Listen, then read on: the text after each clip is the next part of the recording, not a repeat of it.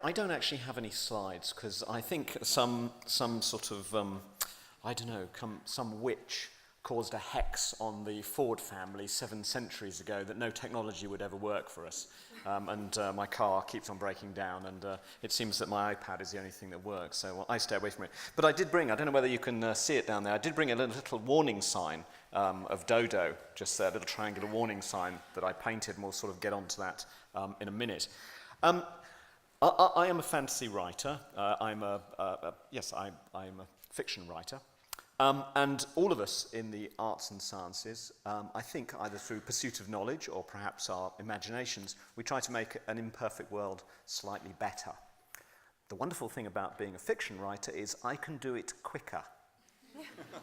All I have to do is think it up, and it is so, which is a wonderful position to be in, almost omni-powerful, if you like it.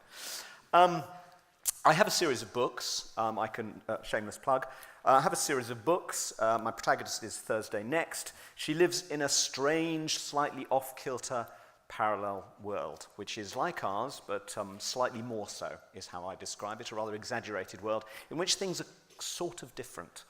Wales is a socialist republic. The Crimean War is still on. People love literature far more than they do here. For instance, instead of having football hooliganism, which thankfully we don't have so much anymore, but in Thursday Next world we have Elizabethan playwright hooliganism, where those following Shakespeare will gratifyingly beat up those who prefer Marlowe on a Saturday night after a few beers. A kind of world I rather like, no less violent but much more educated, which is kind of nice. Well, this sort of brings on to one other aspect of Thursday Next World, is that some technology is way behind. There is very little electronic wizardry, certainly no PowerPoint, luckily for me. But genetic revolution has happened rather rapidly and is highly advanced. Creatures have been brought back from extinction. And of course, as the poster child of extinction, the dodo, I thought we should bring back the dodo. As simply as a pet, actually, because I think the wonderful thing about humans is that when we have technology, it generally is used, or not generally, sometimes is used for very banal reasons. So I thought maybe the dodo would come back, but only for just as a pet and a bit of interesting sort of fun. I'll go back a bit and perhaps explain why I decided to have this strange genetic revolution within the pages of this book.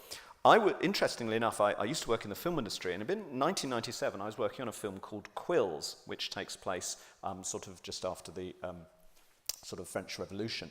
And we were shooting here in Oxford a sequence with, during the Terror, really, and we have a guillotine set up outside the Bodleian Library with cartloads of very terrified-looking French aristocrats. Not real ones, obviously, but extras.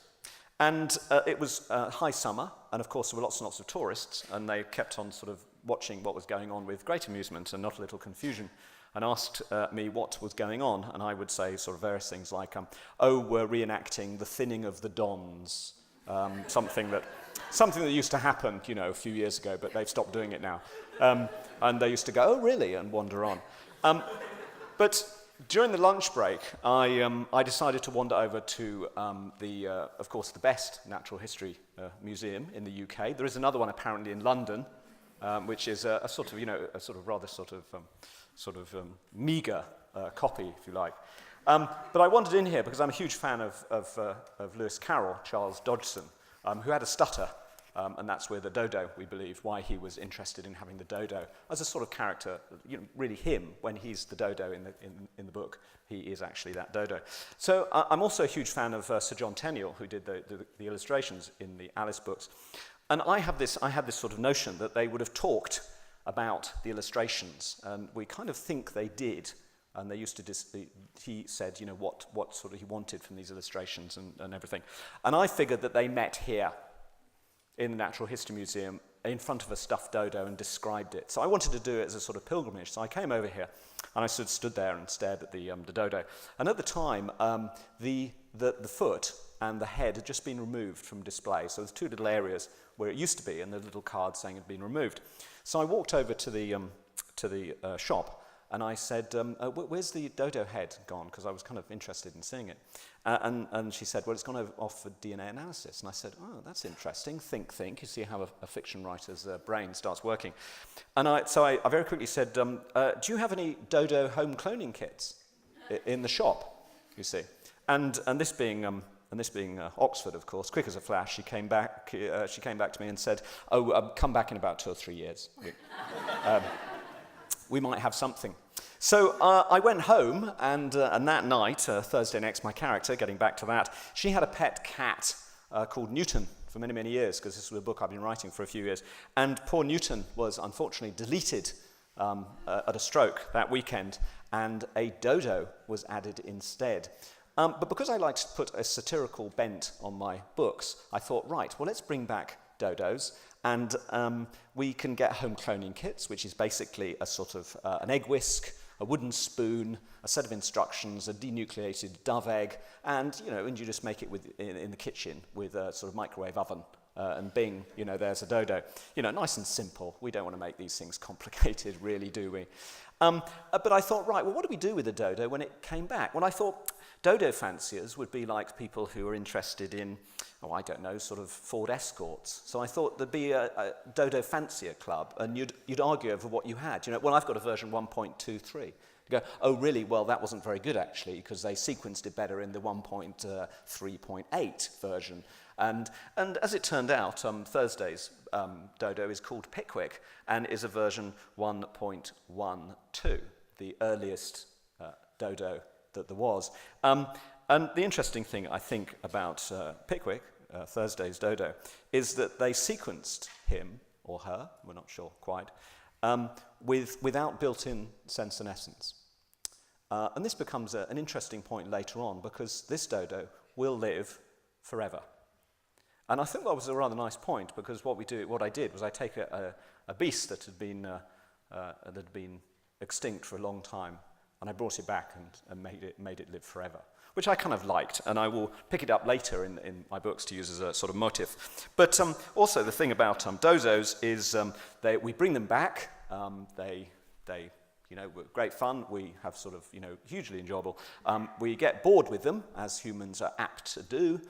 We release them into the wild, and that's why we have a warning sign about dodos just down here. We release them into the wild, they breed, and they generate huge amounts of numbers, and we have to shoot them because there's too many. Well, there's a little satirical jab, isn't it?